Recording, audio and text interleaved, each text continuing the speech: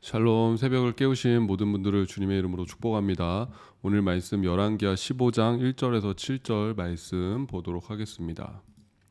이스라엘 왕 여로보암 제27년에 유다 왕 아마샤의 아들 아사랴가 왕이 되니 그가 왕이 될 때의 나이가 16세라. 예루살렘에서 52년간 다스리니라. 그의 어머니의 이름은 여골리아라. 예루살렘 사람이더라. 아사랴가 그의 아버지 아마샤의 모든 행위대로 여호와 보시기에 정직히 행하였으나 오직 산당은 제거하지 아니하였으므로 백성이 여전히 그 산당에서 제사를 드리며 분향하였고 여호와께서 왕을 치셨으므로 그가 죽는 날까지 나병 환자가 되어 별궁에 거하고 왕자 요담이 왕궁을 다스리며 그 땅의 백성을 치리하였더라. 아사랴의 남은 사적과 행한 모든 일은 유다 왕 역대 지략에 기록되지 아니하였느냐. 아사랴가 그의 조상들과 함께 잠에 다윗성에 그의 조상들과 함께 장사되고 그의 아들 요담이 대신하여 왕이 되니라. 아멘. 네, 열왕기하 15장 오늘 말씀에서는 남유다의 10번째 왕 아사랴에 대해서 간단하게 서술하고 있습니다. 이 아사랴의 다른 이름은 사실 우리에게 익숙한 이름은 우시야입니다. 이 우시야 왕하고 이 아사랴 왕이 동일한 인물이라고 할 수 있고, 그래서 역대하에서는 아사랴 왕을 이제 우시야다라고 그렇게 또 표기하고 있습니다. 우시야 왕의 이름의 뜻은 여호와는 나의 힘이다라는 그런 뜻을 가지고 있고, 아사랴는 여호와께서 도우셨다라는 그런 의미를 가지고 있습니다. 그 이름의 뜻처럼 이 아사랴 우시야 왕도 전반적으로는 또 선한 왕으로서 그렇게 평가를 받고 있습니다.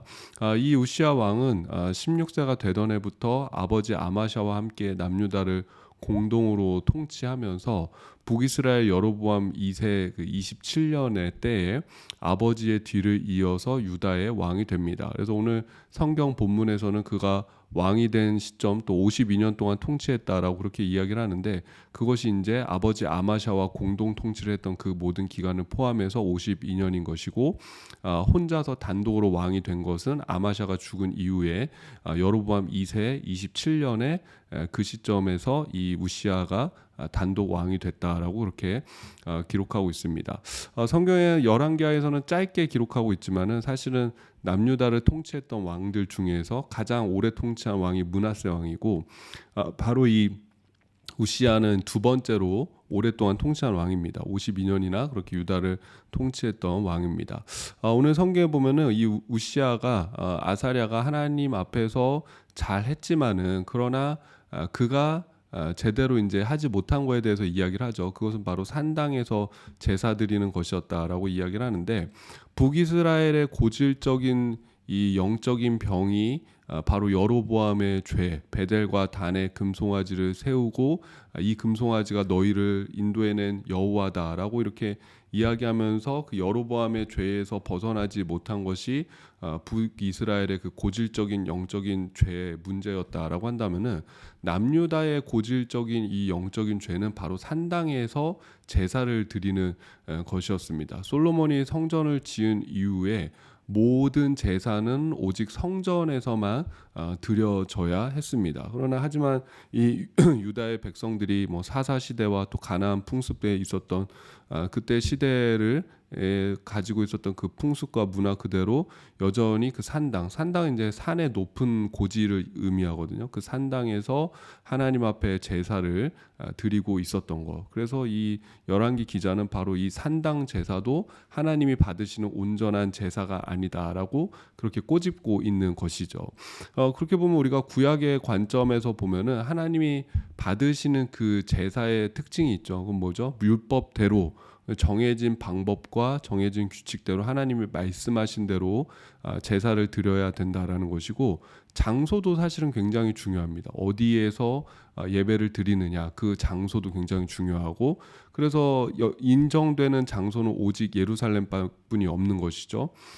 그리고 이제 뭐 어떻게 예배를 드리느냐, 어디에서 예배를 드리느냐, 이런 것들을 구약에서는 굉장히 중요한 걸 볼 수가 있습니다. 그래서 사실은 여러분 우리가 항상 그 중심이 중요하다라고 하지만은 어떤 우리의 중심과 어떤 이 마음도 결국에는 의식 안에 담겨져 있는 것이거든요. 그러니까는 이 의식이 너무 형식화되어져서 그 의식은 행하지만 그 안에 진정한 믿음과 어떤 마음과 하나님을 향한 사랑 그런 것들이 빠져 있다면은 아무 의미가 없는 것이죠. 그렇기 때문에 하나님께서는 선지자들을 통해서 너희가 드리는 그 제사가 정말 이제 기름 냄새도 맡기 싫을 정도로 이제 역겹다. 가지고 오지 말아라. 나를 사랑하지도 않고 믿지도 않고 뭐 그러놓고는 늘 우상 숭배하고 그러면서 와서 그렇게 제사만 드리는 건 무슨 의미가 있느냐라고 그렇게 책망을 하십니다.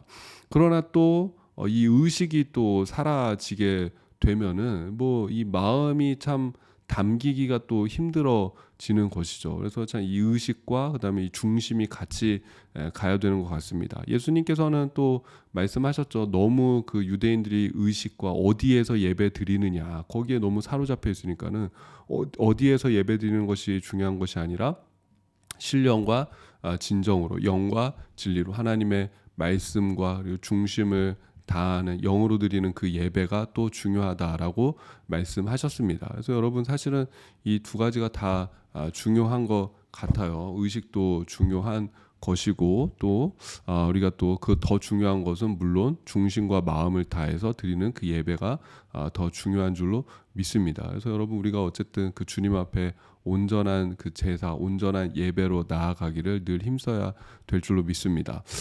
근데 이 오늘 본문에서는 이 아사랴 왕이 나중에 나병에 걸려서 별궁에 거하였다라고만 기록하다가 그의 이제 아들 요담이 대신해서 왕이 됐다라고만 짧게 기록하고 있는데 역대하 26장에서는 이 아사랴, 그러니까 우시아가 나병에 걸린 이유에 대해서 좀 더 자세히 기록하고 있습니다. 이 우시아가 원래 스가랴 선지자, 이 동명이인입니다. 이 성경에 보면 스가랴가 여러 명 나와요. 우시아 시대에 있었던 그 스가랴 선지자의 지도 아래에서는 하나님을 잘 섬기는 그런 왕이었다라고 역대하에서는 기록하고 있습니다. 또 하나님을 잘 섬길 때는 하나님께서 이 아사랴 왕, 우시아 왕을 또 형통하게 하셔서 주변국들의 조공을 받으면서 수월하게 나라를 통치할 수 있게끔 그렇게 하나님께서 또 복을 주셨다라고 말씀하시는데 문제는 뭐냐면은 그가 강성해진 다음이었습니다. 역대하 26장 16절 제가 읽어드리면 그가 강성하여짐에 그의 마음이 교만하여 악을 행하여 그의 하나님 여호와께 범죄하되 곧 여호와의 성전에 들어가서 향단에 분향하려 한지라. 성경은 그가 강해졌을 때 그가 강하고 성공한 다음에 이제 뭐 이 우시아 왕 때 주변국들이 막 이렇게 조공도 바치고 하거든요. 근데 그가 그렇게 강하고 성공한 다음에는 교만한 마음이 생겨서 이제는 그 왕의 역할이 있고 제사장의 역할이 있지 않습니까? 근데 왕은 왕궁에서 왕의 역할을 하면 되는 것인데 여호와의 성전에 들어가서 스스로 제사장이 되어서 분향하려 했다라고 그렇게 기록하고 있습니다. 이것이 이제 우시아의 발목을 잡아서 하나님께서 나병으로 이 우시아를 치게 되는 것이죠. 그러니까 아무리 왕이라고 하더라도 하나님의 성소에 함부로 들어가서 마음대로 제사 드리고 분향할 수는 없는 것이었던 것이죠.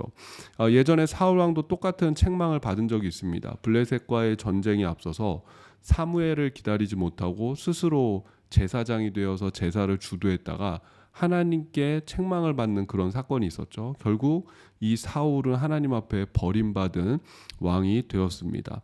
또 생각해 보면은 이 우시아의 아버지 아마샤도 교만함 때문에 결국은 끝이 좋지 않았죠. 그 전쟁에서 한번 승리했다고 와가지고 북이스라엘의 요아스에게 너 나하고 혼인하지 않으면은 큰일 날 줄 알아. 그렇게 시비를 걸다가 결국엔 그 전쟁에서 패하게 되고 또 수치를 당하게 되고 그의 부하들의 신하들에 의해서 배신당해서 죽임을 당하게 되는 그런 모습을 볼 수가 있습니다. 근데 이 그 아들 우시아 역시 교만함으로 인해서 결국 나병에 걸려 죽을 때까지 이렇게 별궁에 거해야 했다라는 것이죠. 근데 왜 이렇게 왕들이 좀 잘 된 다음에는 왜 이렇게 교만함에 빠질까? 왜 교만함에 빠질까? 그 참 아이러니하죠.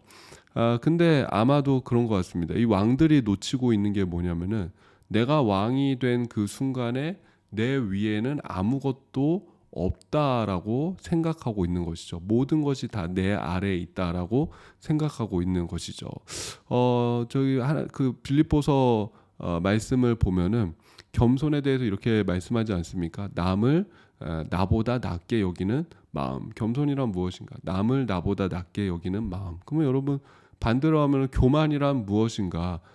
남을 나보다 못하게 여기는 마음인 것이죠. 내가 남보다 낫다는 그 마음. 그게 교만이지 않겠습니까?